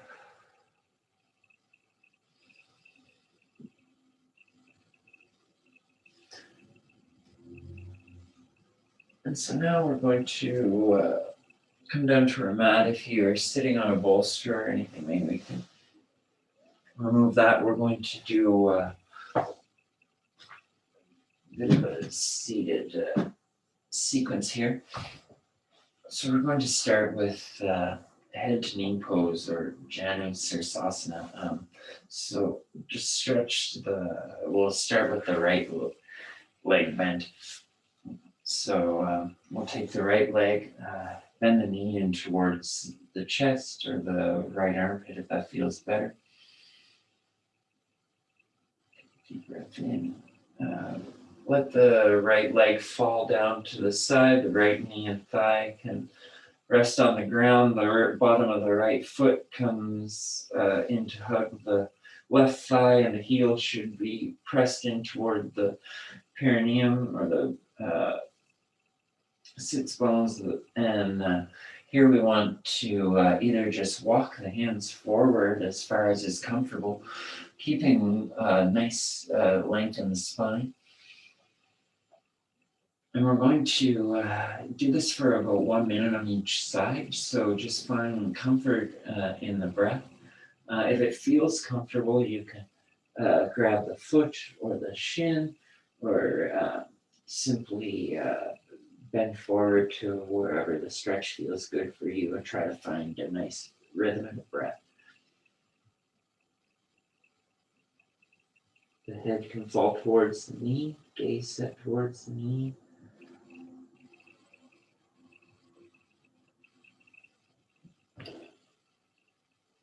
And as always in Kundalini Yoga, you can feel free to keep the eyes closed and have the gaze set towards the third eye. With Kundalini Yoga, we always have the option of incorporating a mantra as well. The Sat Nam mantra is often incorporated. In this situation, I would use Sat on the inhale and Nam on the exhale.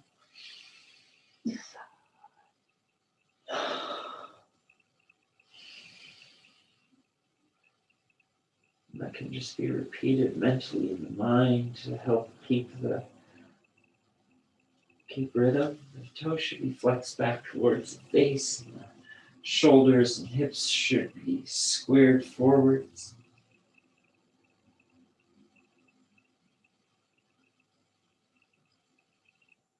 Just have another few seconds here, so whenever it feels good on the inhale, you can take that knee back up, stretch it out next to the other foot. Windshield wiper the feet out a little bit. And then here we will stretch the leg up, but this time cross the leg over, and we're going to just do a few circles of the ankle, and we're moving into sage twist pose here. So the right leg crosses over the outstretched left leg, and we're going to take the left arm, hugging the right knee. You can take the right hand and use it to prop the body up. Find rhythm in the breath here.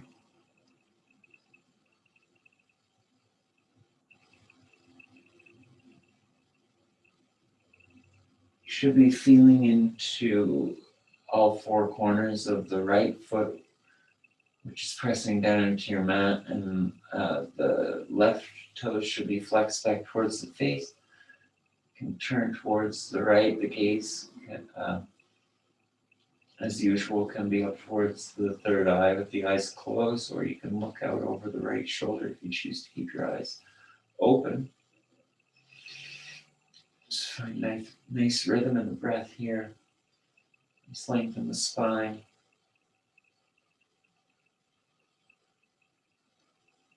Keep the toes of the extended leg flexed back toward the face.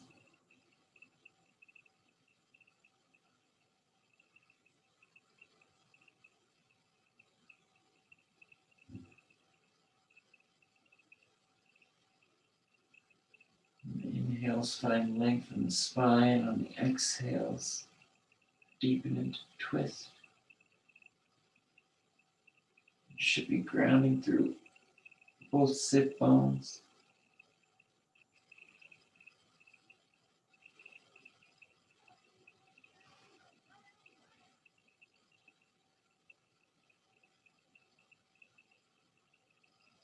All right, on the last breath, take a big deep breath in. And then turn the body back towards the front, uncross that leg. Bring it out to the front. The other.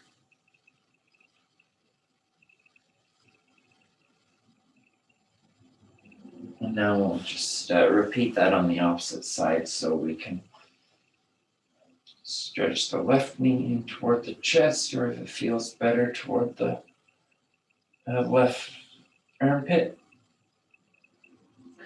And then place the left leg, the thigh and the left knee down on the mat. The left foot should be pressed in toward the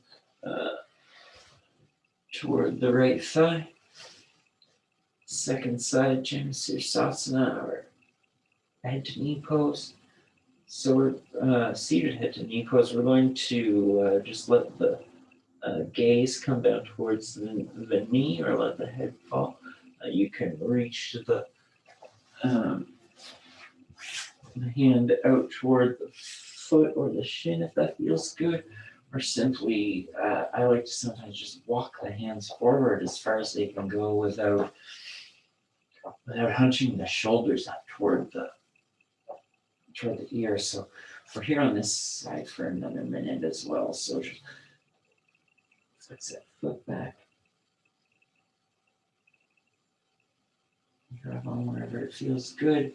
Try to keep that length in the spine. Don't let an extreme bend happen in the back. This one's difficult for me with my scoliosis. I find it hard to keep that length in the lower spine as I fold. We're going to try to find rhythm in the breath here.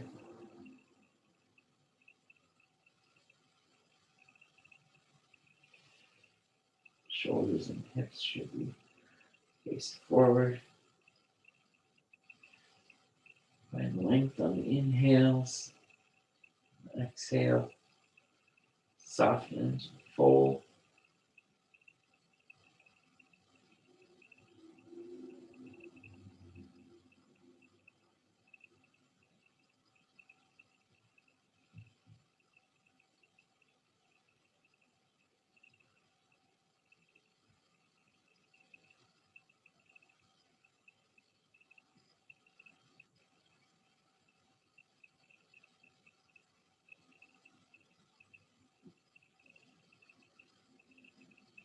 Now on the last inhale, take a big deep breath in. And then on the exhale, bring that left foot to meet the right, shake them out a little bit. Now take that left knee again, cross it over the body, just wiggle out the left foot. And then plant it, cross it over the outstretched right leg, plant it on your mat. You should be feeling into all four corners of the left foot. Right foot should be flexed back, and we're going to take a sage twist on the second side. So take the right arm, wrap it around the left leg, hugging the body, twisting to the left, and look out over that left shoulder, or if the eyes are closed, look up towards the third eye. Find rhythm in the breath. Inhale to lengthen. Exhale to strengthen and twist.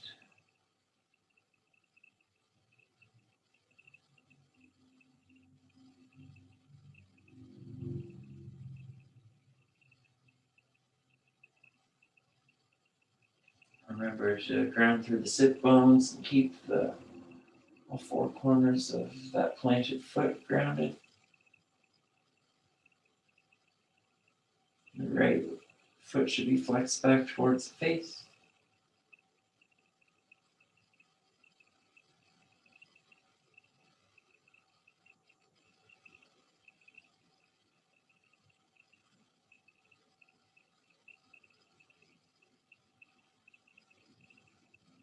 All right. On an inhale, find length in the spine. Exhale. Release. Come back to the front. Uncross that leg. Shake it out.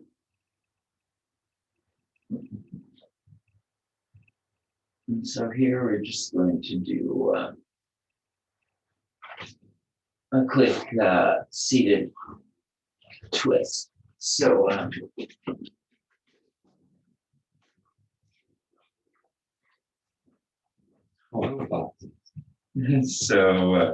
just come to a comfortable seated position for a moment. We're just going to exhale as you twist to the left, and you can use that right hand, take the right hand to the left knee. Add, if you want to add a little bit more to the twist, keep the neck straight and the chin level. Just stay here for 2 more breaths. Inhale. Exhale. Deep breath in, find length in the spine. And then on the exhale, twist, or release the twist and come back to the center. Second side, so on inhale, find length. Exhale and twist to the right knee. We can take our left hand to the right knee. The right hand can come behind to the ground to support the spine. help hold the body up. Find rhythm in the breath here for a moment.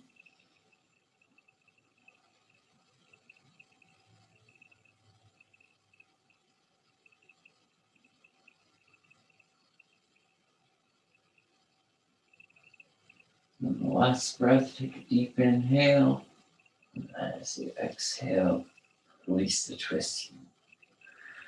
Come back to your simple seated posture. Okay, so we're going to just do a quick little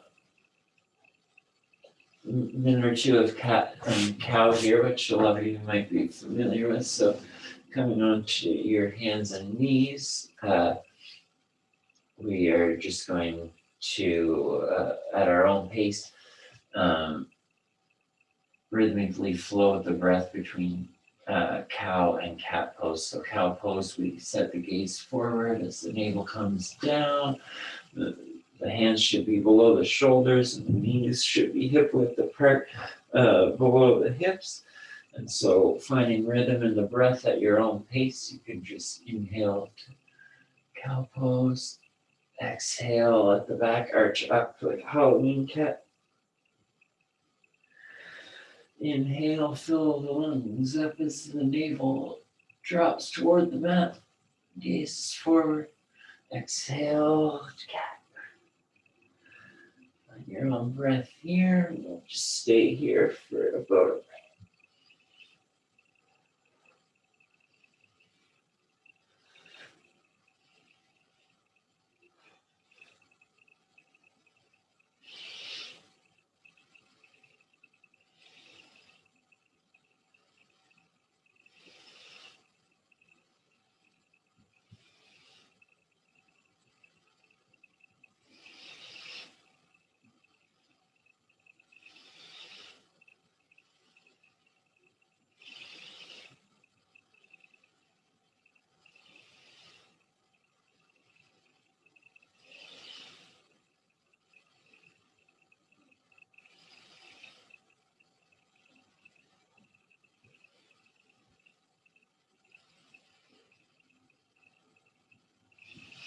when it feels right.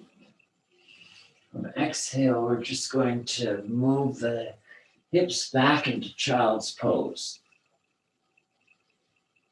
If it feels good, you can bring the hips to rest or the sit bones right down to the heels, or if you need to use a cushion to sit on, that's totally fine. We're going to stay here in child's pose for 1 minute. We'll just find a rhythmic breath. The head should fall down to the mat, or if it needs to rest on a block, that is fine as well.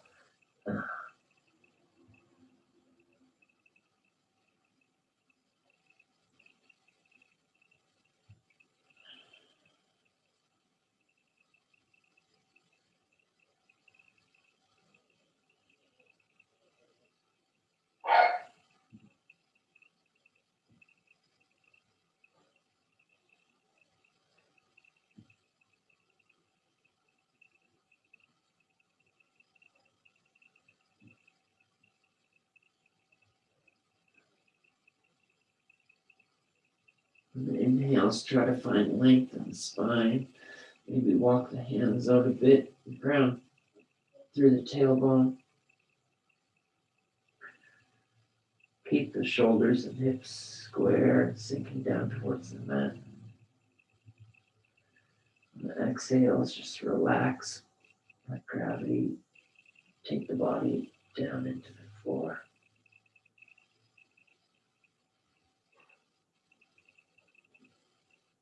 Just another breath here. Deep breath in and out. And on the next inhale, we're going to slink forward into our cobra pose. Or baby cobra, your version of a back bend. So just come to lay on your belly. Hands should be under the shoulders, and for the first 9 the first time, you can just use the head, and on an inhale, try to lift the head up off the mat and don't use the hands at all. Really.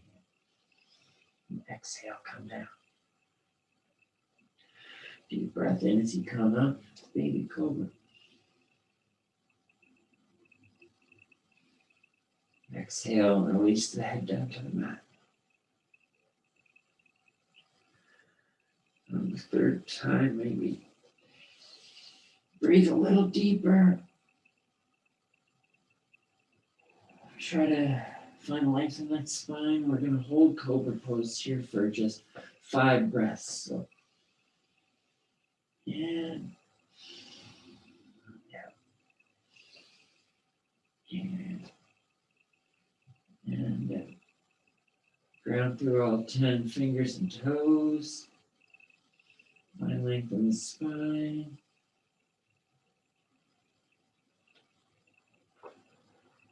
One more deep breath in.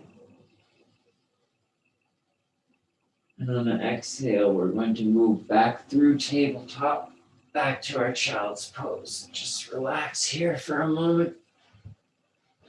Breathe out. That's right. We can walk our hands over to the right for a moment. Over to the left.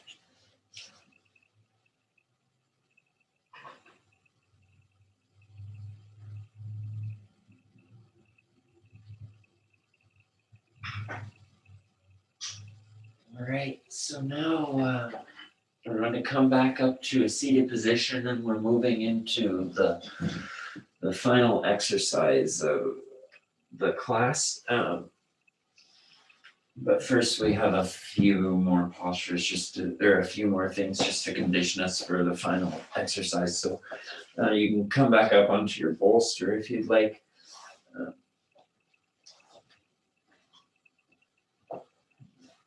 Or if you're sitting on a block. And so just find a comfortable cross-legged or seated position, and we're going to start with some shoulder shrugs. So for about 1 minute, we're going to, on the inhales, just bring the shoulders up close to the ears and tense all the muscles as if you're attempting to flex every muscle in the body at once, and then exhale and let it all go. We'll do this for a minute. So inhale, tense up. Exhale and let it go. You feel free to look at the screen anytime you need to. My eyes have been closed for a while, I guess. So inhale, bring the shoulders to the ears, tense the muscles of the face. Let it go, release. Tense all the muscles of the face, muscles of the neck. Release. Inhale, tense. Exhale, release. So I'm going to find my own rhythm, and you can feel free to do the same. We're here for about another 30 seconds.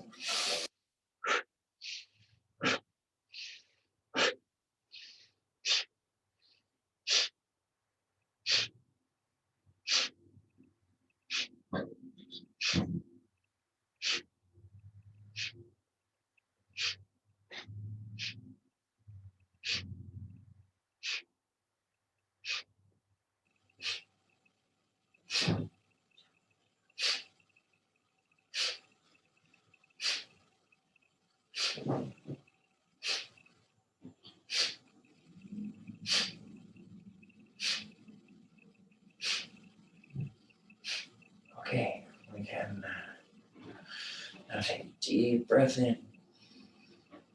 Let it rock. Hold it. Exhale. 2 more times. Deep breath all the way in, long spine. Hold it. Hold the root block. Exhale, let go. Last time, deep breath in. Hold the root block. Hold the breath. Exhale. Let go.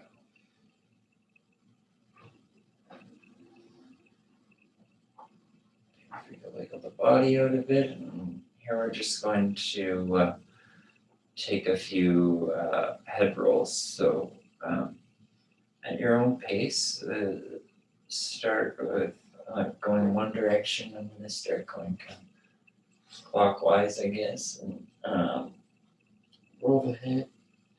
If that doesn't feel good, you can just go from shoulder to shoulder. You don't have to roll the head all the way around to the back if there's tension. It feels like there's anything tight or clicking. Knot it up.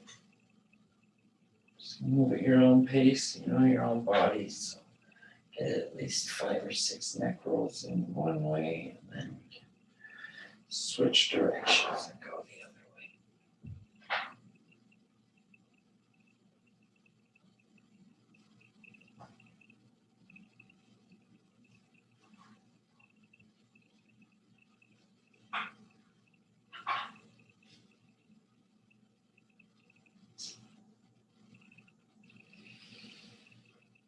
Okay. So now everyone should be feeling the energy moving through the body at this point. And so we're going to move into our final exercise or kriya, which is known as ego eradicator commonly. And because basically with this practice, we're going to be maintaining a tall spine, and we're going to be holding the arms out, the thumbs up, outstretched at about a 45-degree angle or so. Second, I'm trying to find a good angle for you. And so as we do that, we're going to be practicing the breath of fire. So ego eradicator consists of sitting up straight, keeping those arms out at about a 45-degree angle. And so I'm going to just give a better explanation of the breath of fire for you here before we begin. So with the breath of fire, we want to attempt to keep the muscles of the perineum locked, like keep the root lock engaged. And then also the throat lock, or Jalandhara Bandha, which is the curling of the tongue back. For anyone who can't see, curling the tongue back to touch the soft palate of the mouth. So we want to keep those two bandhas engaged. So the muscles of the perineum are flexed and the tongue is rolled back, touching the soft palate of the mouth. But then we use the Uddiyana Bandha, or the muscular contraction of the pulling the navel in, snapping the navel back towards the spine and upward. So we're kind of, we're not going to be focusing on the inhale so much as we will focus on the forced exhale, or the bellows breath. So that ends up looking a little bit like this.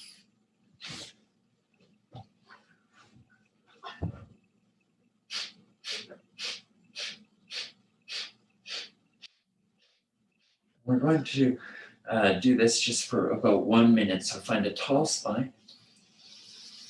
Take a deep breath in. Engage the root lock. Engage the throat lock. Curl the tongue up against the roof of the mouth. Bring the hands and the arms up to about a 45-degree angle with the thumbs pointed together. And here we're going to start the breath of fire. So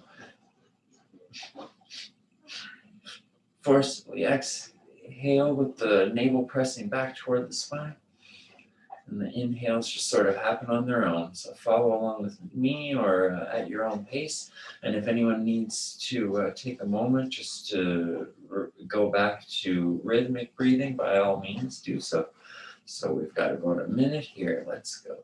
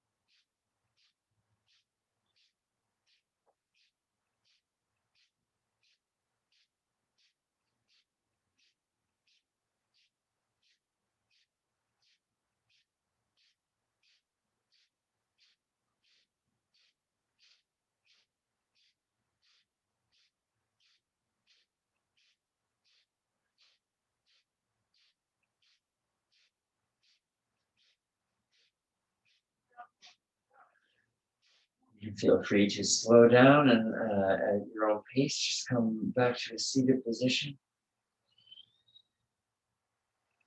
Take a deep breath in and out.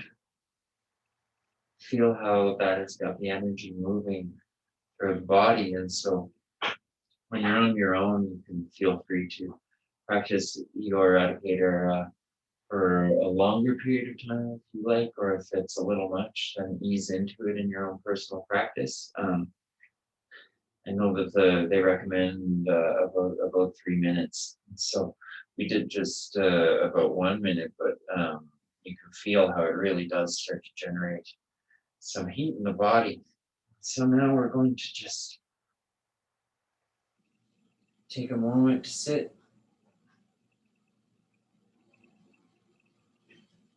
Feel the changes that we've inspired, and we're slowly going to either move into Shavasana or corpse pose if you like, or you can just remain in a seated meditative posture with me.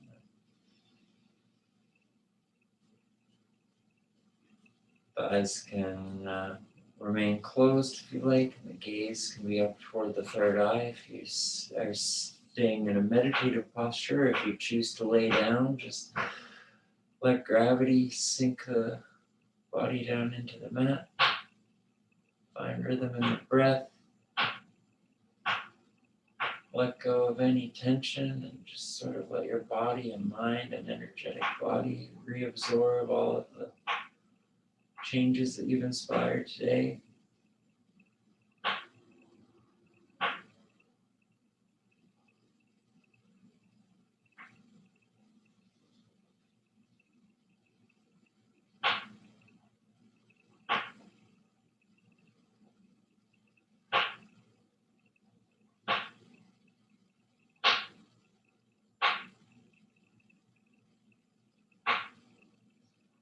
To thank you all for being here with me and for following along.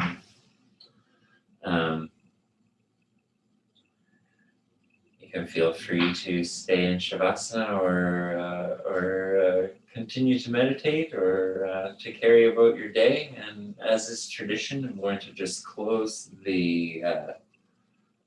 close our class here with a brief singing of the Long Time Sun song, which is a blessing that we use to end every Kundalini class. So I'm happy to sing that for all of you now.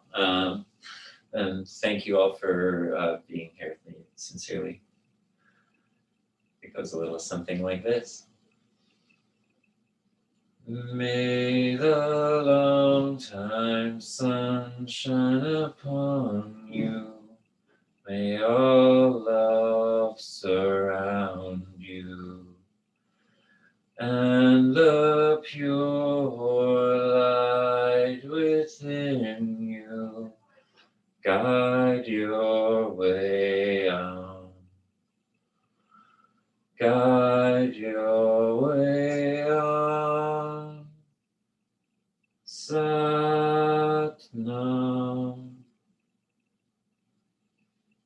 Satnam, thank you all again for being here with me for Kundalini Yoga as taught by the Ancient Yogis. I'm happy to see some of your faces here on the screen. Hello, Luna, if you're listening. Thanks again, and I'll be speaking to all of you soon. Unless anyone had any questions or comments, I'm all ears. Just thank you. That was very informative. I actually seen that movie by Swami T too. It's definitely worth the watch. Oh, awesome. No, thank you for being here, Johnny. And I guess, Johnny, just while we're here, and I can say it personally, congratulations on recently having become an aspirant towards the International Math Order, which I am also an aspirant towards. So I was very happy for you to hear that that was going on. And thank you, Helen, for being here with me, as Helen is one of my teachers in the a 200-hour yoga teacher training course through Therapeutic Approach. Oh, cool. And to everybody else as well. I look forward to seeing you all again soon, and hopefully our world will go back to somewhat of a normal state eventually, and we can all do yoga in a room together one day, magically, again. But okay, well, thank you all for being here, and Satnam, and I'll talk to you all soon. Bye, thank you. Bye-bye. Thank you. Take care. Bye, Helen. Is your mother there too? Yeah, she is on iPhone. Hi, Judy. Anyway, I'll talk to you soon, Colleen. Okay, bye. Thank Girls, have a you. lovely day. Hi, Judy. Bye bye.